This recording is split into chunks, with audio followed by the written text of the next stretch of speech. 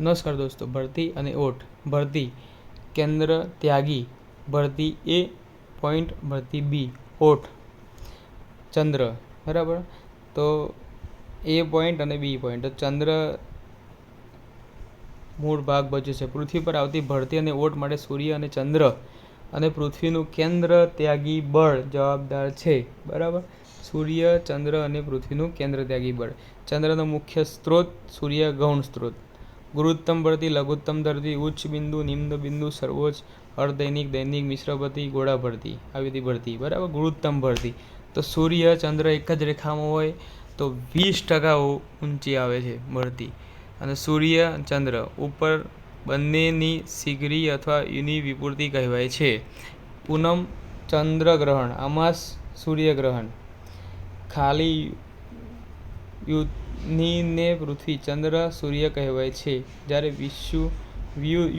યુતિમાં ચંદ્ર સૂર્ય, ચંદ્ર પૃથ્વી ચંદ્ર અને સૂર્ય હોય ને તો યુતિ કહેવાય. વિયુતિ એટલે સૂર્ય અને પૃથ્વી વચ્ચે હોય તો વિયુતિ કહેવાય. પૃથ્વી વચ્ચે તો વિયુતિ અને પૃથ્વી ગમે તે એક સાઈડ જતી રહે તો યુતિ. સૂર્યગ્રહણ થાય ત્યારે યુતિ. સૂર્ય, ચંદ્ર અને પૃથ્વી. બરાબર. એટલે યુતિ. ચંદ્ર વચ્ચે આવી જાય સૂર્યના એટલે યુતિ. અને વિયુતિ ચંદ્રગ્રહણ તો સૂર્ય, પૃથ્વી અને ચંદ્ર તો પૃથ્વી વચ્ચે આવી જાય એટલે વિયુતિ. વિયુતિ ચંદ્રગ્રહણ. બરાબર. યુતિ સૂર્યગ્રહણ.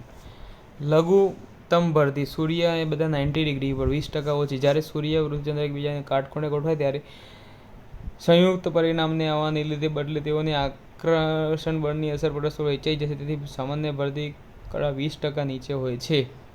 પૃથ્વી સૂર્યની આસપાસ લંબ ગોળાકાર ફરે છે. ચંદ્ર પૃથ્વીની આસપાસ લંબ ગોળાકાર ફરે છે.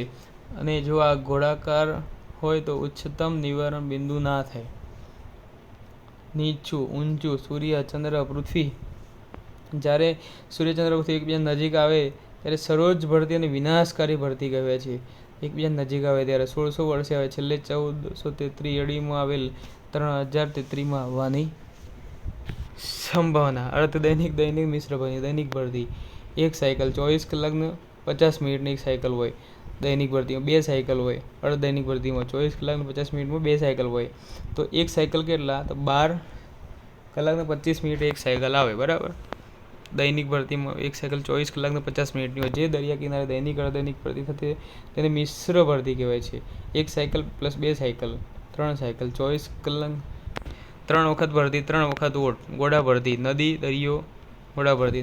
દરિયાનું પાણી નદીમાં જાય તો ગોળા ભરતી કહેવાય છે. તેને પારો રોકા પણ કહેવાય છે. ભારતમાં સૌથી મોટી ગોળા ભરતી હોગલી નદીમાં આવે છે. મેપિંગ. પેસિફિક મહાસાગર ત્રિકોણાકાર છે. યુએસ અને રશિયા વચ્ચે અબુરાન ટાપુ. જાપાન અને રશિયા વચ્ચે ક્યુરીલ ટાપુ. સોમાલન ટાપુ, ફિજી, ન્યુઝીલેન્ડ, અબુરાત, ક્યુરીકલ ટાપુ પેસિફિક મહાસાગરમાં આવેલ છે.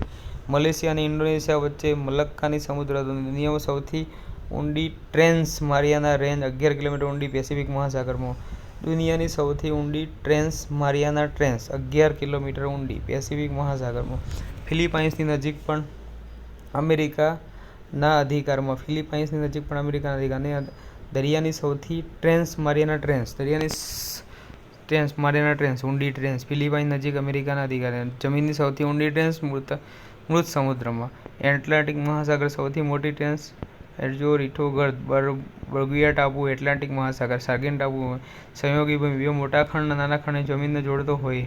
જોર્ડન અને ઇઝરાયલ વચ્ચે મૃત સમુદ્ર. સુએઝ અખાત આફ્રિકા, એશિયાને અલગ પાડે છે. હિંદ મહાસાગરનો સૌથી મોટો ટાપુ માડાગાસ્કર. The end. ઓકે દોસ્તો, થેન્ક યુ વેરી મચ.